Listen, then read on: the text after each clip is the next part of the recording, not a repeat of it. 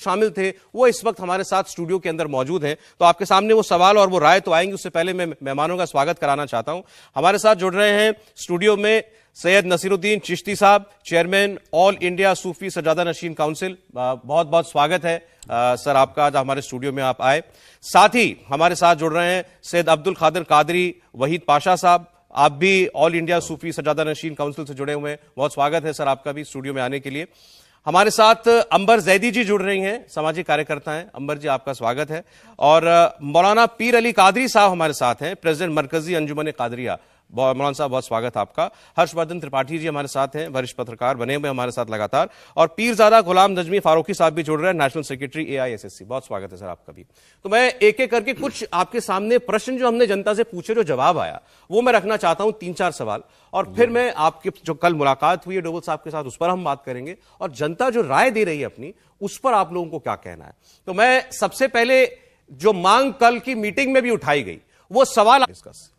देखिए, कल की मीटिंग इंटरफेथ कॉन्फ्रेंस रखी गई थी कि मुल्क के जो हालात पिछले 2-4 महीने में जो गुजरे हैं, तो हमारी काउंसिल ने ये ज़रूरत महसूस की कि तमाम धर्मगुरुओं को एक बार वापस से एक प्लेटफॉर्म पे बैठाया जाए और एक दूसरे की राय जानी जाए कि किस तरीके से इस माहौल से जो नापाक हरकतें रेडिकल ऑर्गेनाइजेशन जितनी भी इस मुल्क में हैं उनके द्वारा की गई हैं और मुल्क को बांटने की कोशिश की जा रही, समाज को बांटने की कोशिश, तो उनसे किस तरीके से निपटा जाए और इन हालात से वापस से उभर करके वापस हमारे मुल्क की एकता और अखंडता कैसे कायम की जाए, उसको बुनियाद बना के कल मीटिंग रखी गई थी, जिसमें जनाब सिख ईसाई धर्मगुरु थे, उन सबके आपका जो सर्वे ऐसे में तब्दील हो जाती है। मौलाना साहब मैं बोलूं जो इससे पहले बात की, मैं जरा उसका जवाब लेना चाहता हूं, मौलाना कादरी साहब से लेना चाहता हूं। ये बात पहले भी आप कह चुकी हैं, उनके सामने भी कह चुकी हैं कि असलियत से मुंह चुराना बंद करना पड़ेगा।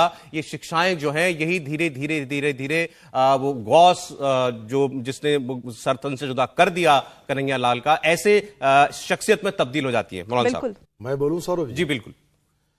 देखिए साहब, सबसे बड़ी बात तो यह है कि आपका जो सर्वे बता रहा है, मैं इस सर्वे से मुतमईन इसीलिए नहीं हूं क्योंकि हिंदुस्तान का 90% मुसलमान आज भी जो है सूफी इस्लाम को फॉलो करता है।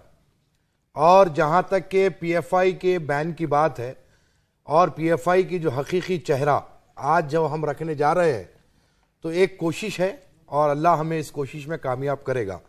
अब हमारी अंबर बहन एक बात कह रही थी कि ये हमारे मदरसों में शामिल है, तो पहले हमारी अंबर बहन को एक मदरसे में दाखिला दिलाना पड़ेगा और फिर वहां पर जो है इनको थोड़ा पढ़ाना पड़ेगा कि वहां पर मदरसे में क्या पढ़ाया जाता है। मदरसे में इंसानी तालीम दी जाती है, मदरसे में दीनी मदारिस के जरिए वहां पर एक इंसान को कामिल मुसलमान बनाया जाता है। एक मदरसे के लिटरेचर में भी चैलेंज के साथ मैं कह रहा हूं, अगर यह बता दिया जाए कि यह देश तुम्हारा नहीं है, यह देश में तुम दूसरे दर्जे के शहरी हो, यहां पर के जो लोग हैं ये तुम्हारे भाई नहीं है, अगर ऐसा कोई लिटरेचर किसी मदरसे में बता दिया जाए, तो सबसे पहले अली कादरी होगा कि यह मुतालिबा करेगा कि हिंदुस्तान के सारे मदारिस को बंद कर दो। लेकिन यहां पर ऐसी बात नहीं है। मैं कह रहा हूं आपसे, यहां पर ऐसी बात कतई तौर पर नहीं की जाती।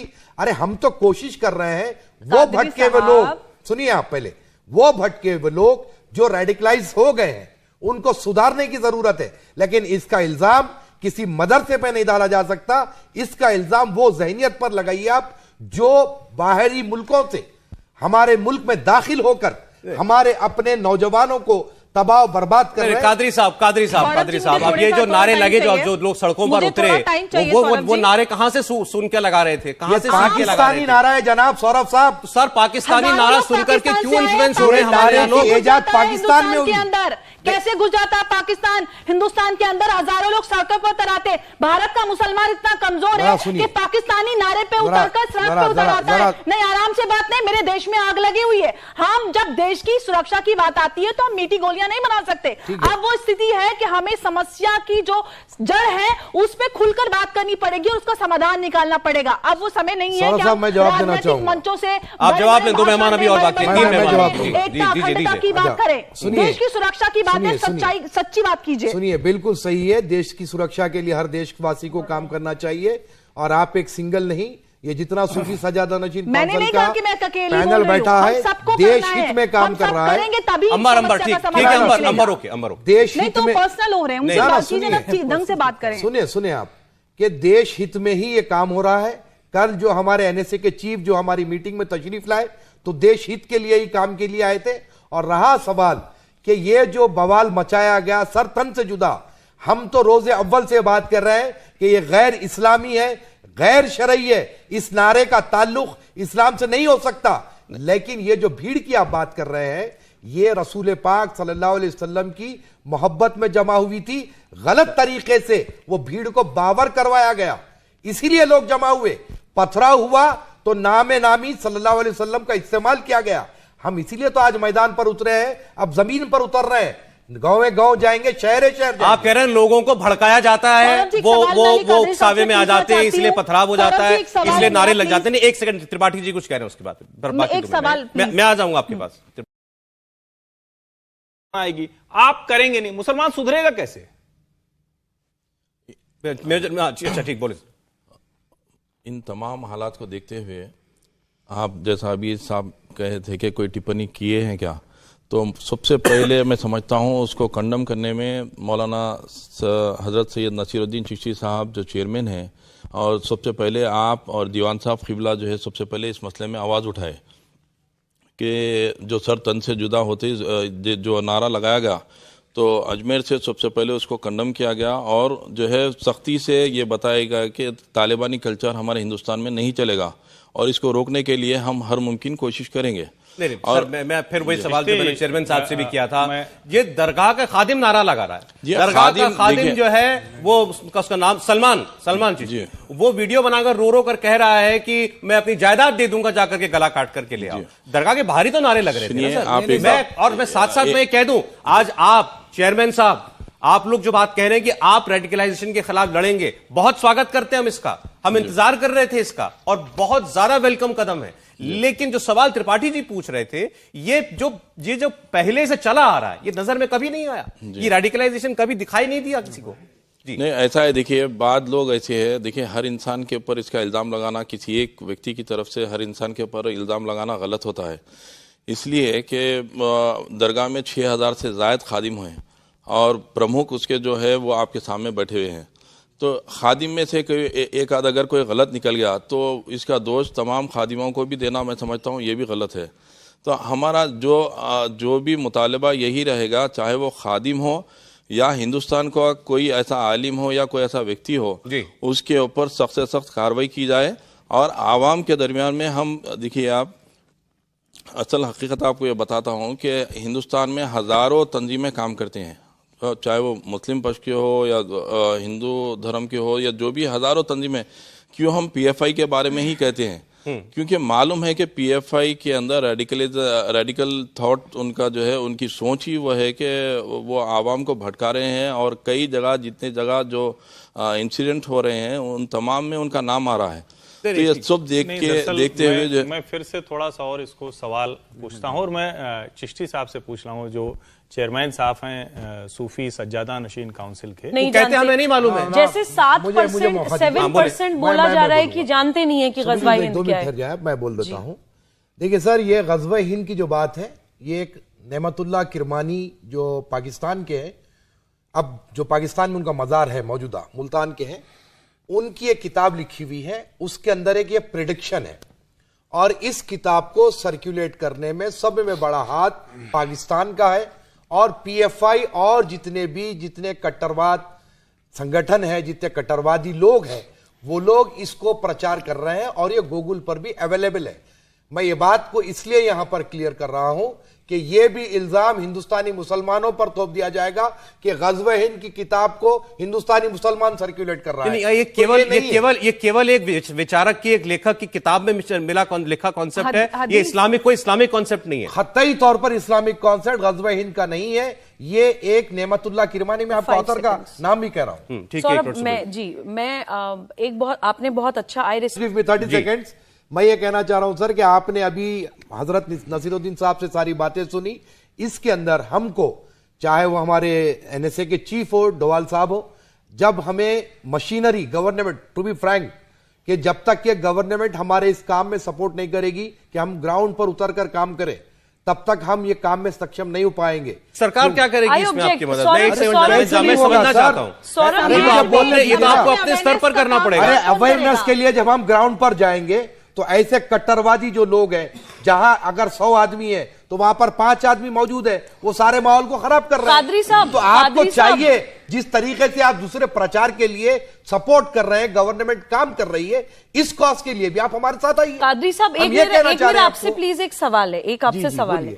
देखिए, सरकारें ना तो हमेशा रहती हैं और ना ही हमेशा से रही हैं। जो हम ये कहें कि जब तक सरकार नहीं करेगी, जब तक सरकार क्या करेगी? राजनीतिक संगठनों ने मुसलमानों को बिगाड़ा। पहले आपको पाकिस्तान चाहिए, फिर आपको all India Muslim personal law board चाहिए, फिर आपको अलग से अपना शरिया चाहिए, फिर ये चाहिए, फिर वो चाहिए। तब तक तो आप लेते रहे। आप ये कह रहे हैं कि ये जो ग़ज़वा हिंद की बात है ये पाकिस्तान से चली। अब तक इतने सालों से अब तक क्यों काउंटर नहीं किया? क्या क्यों नहीं कहा आपने कि ये भारत विरोधी है? जो भी मुसलमान इस तरह की बात करेगा वो देश के विरोध में रहेगा, इंसानियत का हिस्सा नहीं है। ये किस तरह की बात है? ये एक पॉइंट अच्छा, आपने पूछा तो जवाब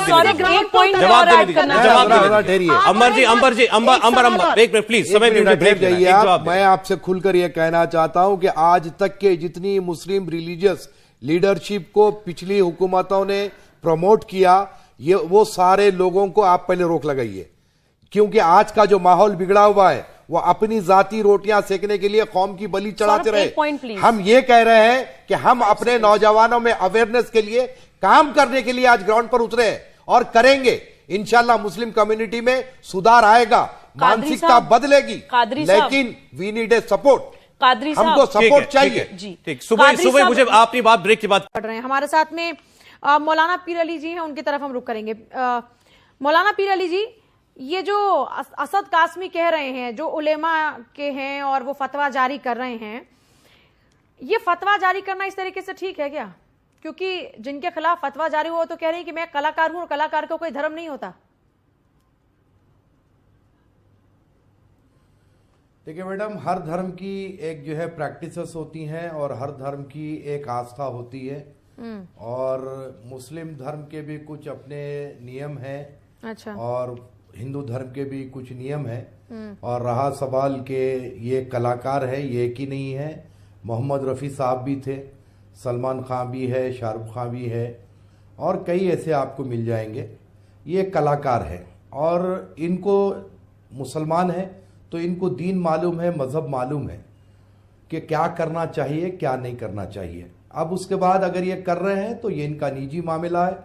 रहा सवाल ये फतवेबाजी करना और जो है किसी पर कटाश करना, मैं इसको मुनासिब खतई नहीं समझता। एक आप मुसलमान हैं तो मैं एक दीन और आपसे जानना चाह रही हूं, मालूम है मौलाना पीर अली कादरी जी, दीन क्या कहता है कि नाच गाना हराम है, जायज है, नाजायज है? देखिए मैडम, ना दीन में नाच गाना खतई तौर पर जायज नहीं है, ये बात बिल्कुल तय है। और अगर कोई मुसलमान नाच गाना करता है तो दीन में तो तब्दीली होगी नहीं। रहा सवाल वो मुसलमान होते हुए अगर नाच गाना करता है, करें। वैसे ही बात है कि जैसा हिंदू संस्कृति में देखा जाता है कि जो है शाकाहारी होते हैं लेकिन वो नॉनवेज खाता है, तो जैसे उसको पाप समझा जाता है। तो और मुसलमानों में शराब हराम है, लेकिन लाखों मुसलमान है जो शराब पीते हैं, तो वो गुनाह कर रहे हैं। एक चीज और बता दीजिए, नाच गाना भी जो है जो इस्लाम में एक चीज और बता दीजिए, एक चीज और मौलाना पीर अली जी, ये हर हर शंभू गाना, क्या ये भी नाच गाना है? क्या ये गाना है? हर हर शंभू गाना, भगवान की आराधना में अगर कोई गीत गाया जा रहा है तो क्या उसका कंपैरिजन या ये कह लीजिए कि समानता है क्या इस नाच गाने में और हर हर शंभू गाने में? देखिए मैडम, किसी किस्म की भी मौसीकी की इजाज़त हमारे धर्म में नहीं है, और उन्होंने भजन गाया है तो वो उनका निजी मामला है, वो भजन गा सकते हैं, कव्वाली गा सकते हैं तो वो गाएं, कव्वाली गा सकते हैं। रहा सवाल के जे दीन में कव्वाली गाना जायज है, वो तो हराम नहीं है आपको कि नहीं, मैं आपको सुना रहा हूं ना, वो भी सुना रहा हूं आपको कि जहां तक के मसला हमारे पास दीन का है वो खुदाए वाहिद की इबादत है, और किसी की इबादत, किसी की परस्तिश की क़तई तौर पर इजाज़त नहीं है। तो कव्वाली में जो गाया जाता है तो वो भी जो है अल्लाह की हम्दो सना बयान की जाती है, प्रॉफिट मोहम्मद के बारे में उसमें गाया जाता है और किसी की भी वहां पर परस्तिश नहीं है। इस्लाम में सिवाय खुदाए वाहिद की परस्तिश की इजाजत नहीं है। ठीक है, अब इसका जवाब विनोद बंसल देंगे। विनोद बंसल जी, आप इनकी बात बात नहीं कर रहा, मेरे को बात तो पूरी विनोद बंसल साहब, विनोद बंसल साहब जरा सुन लीजिए। अब आप नहीं बोला, जरा सुन लीजिए। चलिए एक बार विनोद जी की बात सुन लीजिए, मुझे बाकी लोगों के पास जाना जल्दी से। विनोद जी, मैं आपके पास फिर से वापस लौटूंगी, जरा एक बार बाकी लोगों को शामिल कर ले, काफी वक्त निकल रहा है, बाकी लोगों को एक बार शामिल कर लेते हैं 10 सेकंड में। मौलाना साहब 10 सेकंड में जवाब दीजिएगा, मुझे बाकी लोगों की तरफ रुख करना है। विनोद बंसल साहब, विनोद हाँ, बंसल जी, साहब जरा जबान पर काबू रख के बात कीजिए। आपको दीन इस्लाम को जानने की जरूरत नहीं है, आप अपने धर्म को जान लीजिए, ये आपके लिए काफी होगा। हमारे पास क्या हलाल है क्या हराम है हमें मालूम है और हम उसी पर चलेंगे और आपको ज्यादा इस्लाम पर टिप्पणी करने की जरूरत नहीं है जनाब। अपने आप को काबू में रखिएगा जरा। यहाँ पर ये देश का कानून इजाजत नहीं देता। देखिए बिल्कुल सही बात है, किसी के भी धर्म को लेकर टिप्पणी नहीं। विनोद जी जल्दी से, आप किसी भी मजहब पर मौलाना साहब एक सेकंड रुकिए, आप दोनों एक सेकंड रुकिए जरा और लोगों की तरफ एक बार रुकिए। आप खुद कल्पना नहीं कर सकते, खुद मौलाना और ये जो अतीक साहब बैठे हैं टीवी चैनल पर, ये खुद जवाब देंगे। ये इनके आपसे तो टीवी चैनल पर बैठना भी नाजायज है और कोई फोटो खिंचवाना, वीडियो बनवाना, डांस करना, जवाब देंगे और किसी ये सब चीजें प्रतिबंधित है। मौलाना पीर अली साहब जवाब देंगे। मौलाना पीर अली साहब जवाब दीजिए। चक्रपाणी महाराज जी, फिर आपके पास आ रही हूँ। देखिए मैडम, सबसे पहले तो मैं हमारे बंसल साहब को ये कहना चाहूंगा कि ये बात हमारे पास खतई तौर पर नहीं है कि किसी काफिर को मारने पर जन्नत मिलेगी या हूर मिलेंगे, खतई तौर पर नहीं है। ये गलत प्रोपोगंडा करना बंद करें। और रही बात कि हमने सर तन से जुदा का जो नारा था हमने उसको कंडेम किया। आप बीच में मत बोलिए सर, जरा थोड़ा संयम बरतिए आप। मैं बीच में नहीं बोला, किसी मैं बीच में नहीं बोला, मैं आपको ऐड कर रहा हूँ बस। जरा सुन लीजिए आप। फिर ये आतंकवाद सर तन से जुदा के नारे को हमने कंडेम किया। अरे जरा सुन लीजिए साहब, जरा सुन लीजिए आप। सर तन से जुदा के नारे को हमने कंडेम किया। इंटरफेथ मीटिंग अजीत डोवाल साहब के साथ हमने 2 दिन पहले कॉन्स्टिट्यूशन क्लब में किया और सारे हिंदू भाइयों के साथ, बौद्ध भाइयों के साथ, जैन भाइयों के साथ हम बैठे। हम अपने भारत की तरक्की के लिए, उन्नति के लिए काम करना चाहते हैं। रहा सवाल कि ये जो लड़की भजन गाई है वो उसका निजी मामला है, उसको हम नाच गाने से नहीं जोड़ रहे हैं। नाच गाना एक डिफरेंट होता है, भजन एक डिफरेंट होता है। रहा सवाल इस्लामिक के रूल्स के हिसाब से, नियम के हिसाब से आपकी खुदाए वाहिद के अलावा किसी की इबादत परस्तिश नहीं कर सकते, ये बात तय है। देखिए मैडम, हम जिस देश में रहते हैं उस देश के नियम कानून मानते हैं, उस देश के संविधान को मानते हैं, तो वैसे ही हम जिस धर्म को मानेंगे तो उस धर्म के नियम को भी मानना पड़ेगा, उस धर्म के कानून को भी मानना पड़ेगा, तभी जाकर आप सही माना में उस धर्म के मानने वाले होंगे। ये बात को समझने की कोशिश कीजिए। और उस लड़की ने गाया है, उसका वो जाती इख्तियार है, हम उस पर भी एतराज नहीं कर रहे हैं। हम ये कह रहे हैं कि ये इस्लामी कानून, इस्लामी नियम के खिलाफ है और हमें कोई फतवा देने की जरूरत नहीं है। जिसने भी फतवा दिया गलती की, मैं कह रहा हूं आपसे, जरूरत ही नहीं है फतवा देने की। आप अपने दीन और धर्म पर कायम रहो, यही बहुत काफी है आपके लिए। कुमार अशोक पंडित जल्दी से क्या बोलना चाह रहे हैं, बताइए। इसे परहेज करना चाहिए। और एक हमारे पैनलिस्ट ये कह रहे थे कि जिसने फतवा दिया उस पर जो है कानूनी कार्रवाई होगी, तो मैं उनको ये कहना चाहता हूं सर, ये देश का जो संविधान है हर एक को धार्मिक आजादी देता है और धर्म क्या कहता है उसको बोलने का पूरा हक है। उस लड़की ने क्या किया, उस लड़की ने गाया, क्यों गाया, उससे हमें मतलब नहीं है, उसका वो निजी मामला है। और रही बात इस देश के लिए काम करने के लिए हिंदू, मुस्लिम, सिख, ईसाई सब मिलकर के अगर देश का काम, मौलाना पीर साहब, मेरा सवाल आपसे ये नहीं था, मेरा सवाल आपसे ये नहीं था। मैं मोहम्मद अतीक की बातों से, आप इनकी बातों को सुन रहे हैं, मैं पूछ रही हूँ कि आप इनकी बात से कोई बात से इत्तेफाक रखते हैं क्या? ये जो मोहम्मद अतीक जैसे लोग, आपको नहीं लगता कि ऐसे ही लोग देश के मुसलमानों को बदनाम कर रहे हैं? ऐसे लोग जहर घोलने का काम करते हैं देश में। नहीं, आपको नहीं लग रहा है कि आप मीडिया की बदनामी एक सेकंड मोहम्मद अतीक साहब, अरे आप जरा खामोश रहिए, आप तो इलॉजिकल बातें करते हैं। साहब हो, चाहे अली कादरी हो, चाहे विनोद बंसल हो, चाहे कोई हो, अगर देश के खिलाफ में बात करेंगे तो कतई तौर पर कबूल की नहीं जाएगी। ये देश के हित में जो बात करेगा उसी की बात होगी। अगर अतीक साहब भी देश विरोधी बात करते हैं तो कतई तौर पर हम उससे सहमत नहीं है। और ये देश संविधान से चलेगा, ना कि किसी की मानसिकता से चलेगा।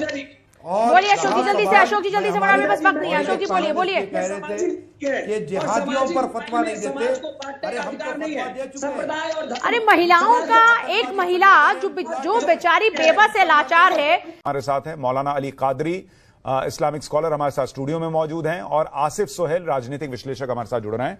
आप सभी का बहुत बहुत स्वागत है। कादरी साहब, आपके हिसाब से ये जो गाना गाया, इसमें कुछ गैर इस्लामिक है क्या? कोई दिक्कत है? देखिए सुशांत जी, सबसे पहले तो मैं ये कहना चाहूँगा कि हर धर्म के कुछ प्रैक्टिसेस होते हैं और वहाँ पर कुछ जो है पाबंदियाँ होती हैं, लेकिन जहाँ तक कि कलाकार का सवाल है और हमारे अपने देश का सवाल है, तो यहाँ पर हर व्यक्ति आज़ाद है, वो अपने हिसाब से अपनी ज़िंदगी जी सकता है। रही बात आपने शुरुआत में जो कहा कि मोहम्मद रफ़ी हैं और हमारे शाहरुख खान हैं, सलमान खान हैं, यकीनन ये सारे लोग मुसलमान हैं, लेकिन ये लोग कलाकार हैं, एक अभिनेता है। तो इसके ऊपर में कोई किस्म की कोई फतवेबाजी करना या उनको जो है तनकीद का निशाना बनाना, मैं नहीं समझता कि बात किसी हद तक मुनासिब है। रही बात कि वो मुसलमान हैं, तो वो फिर उनका वो ज़ाती अमल है, वो अगर गलत समझते हैं तो वो अल्लाह से अपने आप को रुजू करेंगे, तौबा करेंगे, नहीं तो फिर वो अपनी जगह जो अपना कला है। देवबंद के मौलाना ने जिन्होंने कहा उन्होंने गलत किया, ऐसा नहीं कहना चाहिए था उनको? देखिए साहब, मैं एक बात क्लियर तौर पे कहना चाहता हूं कि फिल वक्त हमारे पास फतवे का बाजार बंद होना चाहिए, क्योंकि यही फतवे दे देकर आज मुसलमानों की स्थिति हमारे देश में ऐसी कर दी गई है कि हम एक टारगेटेड है कि कुछ बात होते ही फौरी इमीडिएटली आप अपनी प्रतिक्रिया दे देते हैं, फतवा दे देते हैं, उसको दायरे इस्लाम से खारिज कर देते हैं। इस्लाम इतनी छोटी नज़र वाला मज़हब नहीं है।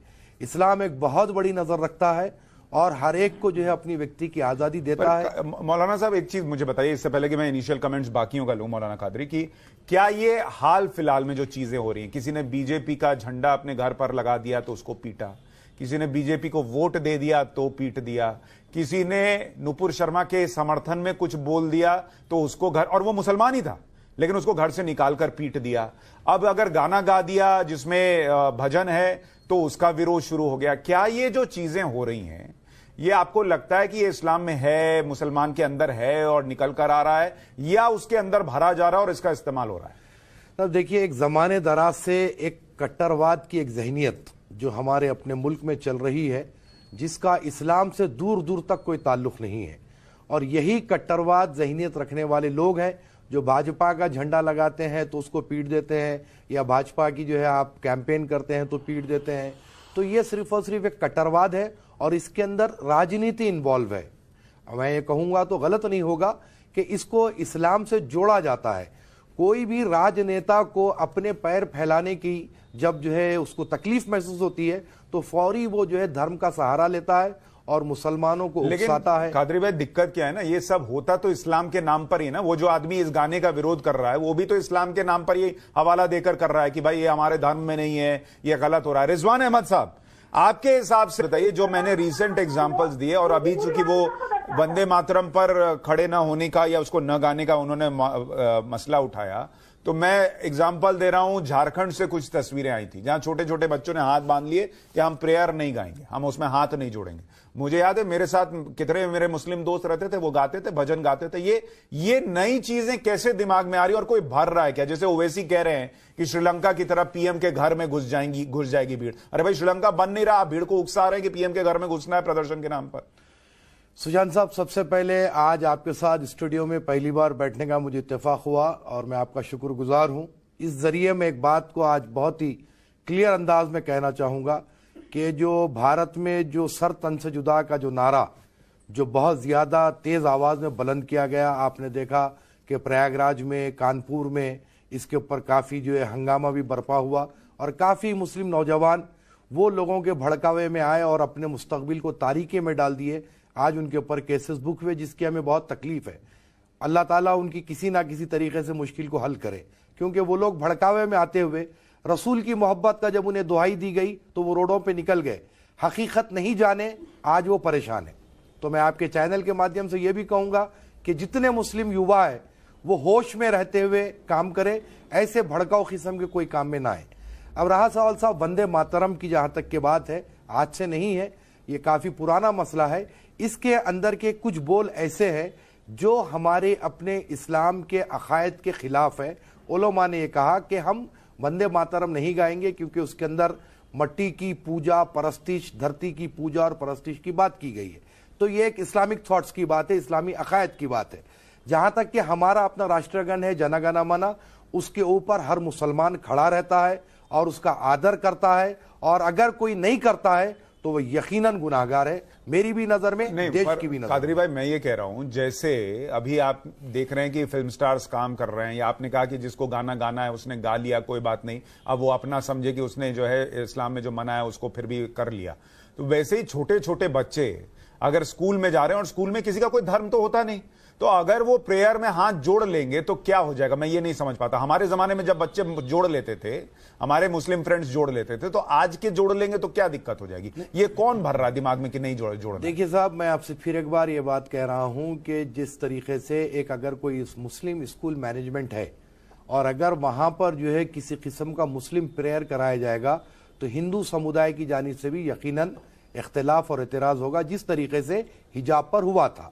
तो मैं ये चाहता हूं कि जिस तरीके जो कोई भी मैनेजमेंट का स्कूल हो वहां पर एक कॉमन प्रेयर होना चाहिए, ना तो वहां पर धर्म की किसी किस्म की कोई, ना हिंदू धर्म की ना मुस्लिम धर्म की किसी किस्म की कोई छवि वहां नहीं आना चाहिए। तो आप ये मान लीजिए वो गाना गा रहा है कि तुम ही हो माता पिता तुम ही हो, तो और तुम ही हो बंधु सखा तुम ही हो, तो उसमें उसको हाथ नहीं जोड़ना चाहिए बच्चे को? नहीं, देखिए हाथ अगर कोई बच्चा अपनी मर्जी से जोड़ लेता है तो उसमें कोई आपत्ति भी नहीं है, और अगर नहीं जोड़ रहा है तो नहीं जोड़ा है तो उसको छोड़ देना चाहिए। छोड़ देना चाहिए मतलब 20 बच्चे स्कूल में है, 5 मुसलमान बच्चे हाथ ना जोड़े, ठीक है? नहीं, देखिए हर एक की अपनी व्यक्ति की आजादी है ना साहब।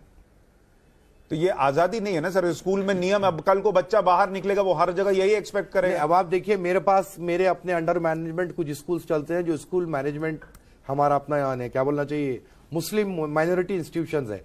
हम वहां पर जो प्रेयर करवाते हैं वहां पर किसी किस्म का ऐसा प्रेयर नहीं करवाते हैं, सीधे सीधे जो है जन गण मन होता है और जो है कोई भी कोटा ऑफ द डे के हिसाब से उनको पढ़ाया जाता है, उसके बाद वो अपने क्लासेस में चले जाते हैं। ठीक है रिजवान अहमद साहब, आपके हिसाब से ये समझिए कि कौम का भी डर है क्या? मैं आपको इसका एक एग्जांपल भी देता हूं, जो रिजवान भाई ने कहा उसमें ऐड कर रहा हूं कि जब ये सर तन से जुदा के नारे वाली बातें चल रही थी और मैं बहस कर रहा था, तो एक इस्लामिक स्कॉलर ने यह भी कहा कि मान लीजिए कल को हम सर तन से जुदा का विरोध कर दें तो इसकी क्या गारंटी है कि ये लोग जो इतने ज्यादा उग्र हो गए ये हमारा सर तन से जुदा नहीं कर देंगे? तो ये खौफ भी है क्या अंदर? देखिए साहब, पहली बात हमारे रिजवान भाई ने बड़ी जबरदस्त बात की है कि मुसलमानों में भी डबल स्टैंडर्ड हो चुका है। मुसलमानों में नहीं साहब रिजवान भाई, हर धर्म के लोगों में डबल स्टैंडर्ड होता है, लेकिन मैं बात सिर्फ मुसलमानों की करूंगा यहां पर। देखिए साहब, ये बात बिल्कुल डिसाइडेड है कि हमारे पास संगीत नाच गाना इस्लाम में कतई तौर पर जायज नहीं है, और अगर उसके दिल में खौफ खुदा होता है और अगर वो इस्लामी कानून पर चलता है तो ना वो अकेले में नाचता है ना वो अकेले में थिरकता है।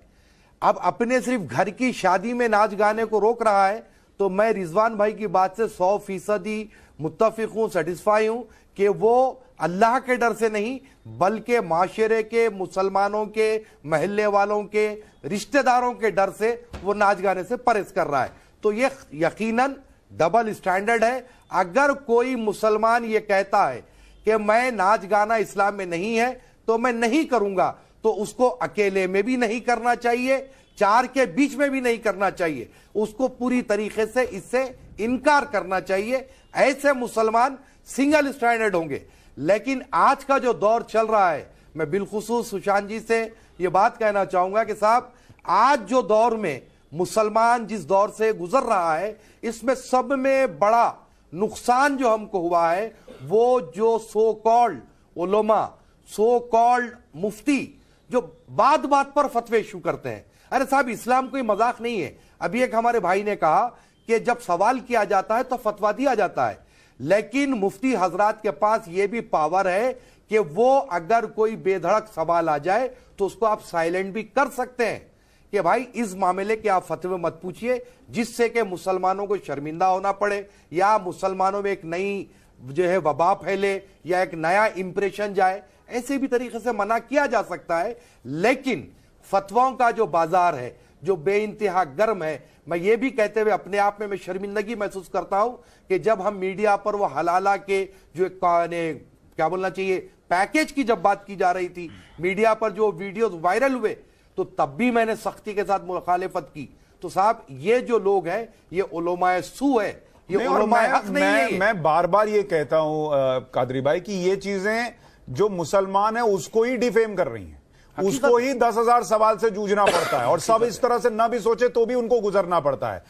आसिफ सोहेल साहब, आपके हिसाब से ये मुसलमान साहब बोलिए। देखिए साहब, आ रहा हूं गीता जी, आ रहा हूं, सॉरी। नहीं, आसिफ साहब जरा सुन लीजिए प्लीज। आसिफ साहब जरा सुन लीजिए। कॉन्स्टिट्यूशन है और आप भगवत गीता। आसिफ साहब, मैं बता रहा हूं चैलेंज, आप कसम खाइए अभी ऊपर वाले की कि आपने आज तक कोई फिल्म नहीं सुनी, कोई गाना नहीं सुना। डबल स्टैंडर्ड को आप हटा रहे थे, आपका डबल स्टैंडर्ड सामने आ गया। खुद फिल्में भी देखेंगे, खुद गाना भी सुनेंगे और दूसरे को बताएंगे कि ये सब इस्लाम को फॉलो नहीं करने वाले करते हैं। चलिए देखिए, सुनिए। हेलो, आप जो आसिफ साहब, जवाब देना जरूरी नहीं है मुझे। अच्छा, मत दीजिए, जाने दीजिए। आपके जवाब न देने में जवाब मिल गया सर, जवाब मिल गया मुझे। बोलिए कादरी साहब। आसिफ भाई सुन लीजिए। यकीनन कादरी साहब, इस्लाम में यकीनन सूद हराम है, शराब का कारोबार करना हराम है, किसी का कत्ल करना हराम है। यकीनन ये गुनाहों की माफी नहीं है, ये बात इस्लाम ने तय कर दिया। सुबह क़यामत तक इसमें कोई तब्दीली आने वाली नहीं है। कादरी साहब, एक छोटा सा सवाल पूछ रहा हूं, इस्लाम में पेंटिंग भी हराम है? यकीनन हराम है। इन्होंने अपने पीछे पेंटिंग क्यों लगा रखी है? नहीं, ये तो ये पेंटिंग तो खतई तौर पर जायज नहीं है। जो खलमी पेंटिंग ये आदमी बता रहे थे अपने पीछे पेंटिंग लगा के बैठे हैं और बता रहे थे पर जायज जो है वो जो बिल्कुल कुरान फॉलो कर रहा है वही इस्लाम फॉलो करता है, पीछे पेंटिंग लगाए बैठे। मैं ये कहना चाह रहा हूँ भाई, सुशांत भाई आप भी सुनिए, रिजवान भाई और हमारे आसिफ साहब। क्यों तकलीफ? नहीं, आपको तकलीफ बाबा देखिए, आपको तकलीफ बाबा साहब अम्बेडकर। अरे मुझे नहीं, मुझे आप बाबा साहब की लगाइए, आप कटरीना कैफ की लगाइए, आप किसी की लगाइए, मुझे कोई दिक्कत नहीं है, लेकिन इस्लाम में पेंटिंग जो है वो जायज नहीं है, तो अभी कह रहे हैं कादरी साहब, और आपने लगा रखी है। देखिए साहब, सुनिए आसिफ साहब, कादरी साहब बात पूरी। देखिए साहब, यकीनन ये बात तय है, इस्लाम में जो लिखा गया है, जो हमको बताया गया है, सब लोग वाकिफ है। हमारा यही कहना है कि हिंदुस्तान का जो मुसलमान है वो किसी किस्म से कभी एक रुख ना अपनाए और बेवजह के किसी पर तनकीद ना करे। आपकी जो प्रैक्टिसेस है, आपने जैसे कहा कि एक प्रैक्टिस मुसलमान है, एक नॉन प्रैक्टिस है, अरे छोड़ दीजिए ना। जो लोग कर रहे हैं वो तौबा करेंगे, अल्लाह की राह में अपने आप को रुजू करेंगे, नहीं करेंगे, जो भी करेंगे, लेकिन हमको जो चाहिए कि इस्लाम की तालीमात पर अमल करना है। सुशांत जी ने आपसे सवाल किया, मैं आपको अल्लाह उसके रसूल को गवाह बना के ये बात कहता हूं कि मैं 6th स्टैंडर्ड में एक पिक्चर देखी थी और उसके बाद से आज तक ना कभी मैंने सिनेमा घर को गया, ना अपने घर के टीवी पर कभी मैंने कोई पिक्चर देखी। आप ये बात बताइए। मैं हूं अल्हम्दुलिल्लाह प्रैक्टिस मुसलमान हूं, प्रैक्टिस करता हूं, नमाज की पाबंदी करता हूं, लोगों को भी कहता हूं कि इस्लाम के ऊपर चलो, लेकिन किसी पर तनकीद नहीं करता, इसीलिए कि वो आजाद है। गीता जी, समस्या वही है जो ओवैसी और उनके फॉलोअर्स जो कर रहे हैं कि मुसलमान के दिमाग से वो खेल रहे हैं। अभी इसमें पूरी कैसे इस्लाम भाई ने खुद पीछे पेंट